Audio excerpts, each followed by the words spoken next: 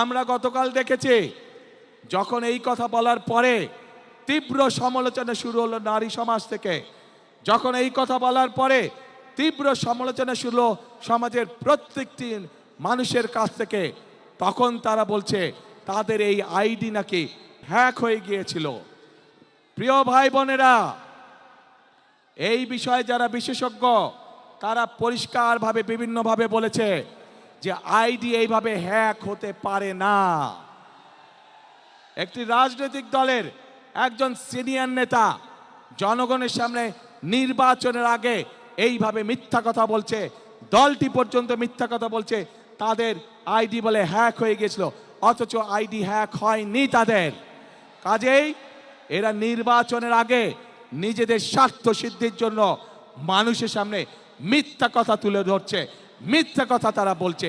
এদের একটাই পরিচয়, এরা মিথ্যাবাদী। এরা নিজেদের প্রয়োজনে নিজেদের স্বার্থেরা মিথ্যা কথা বলে।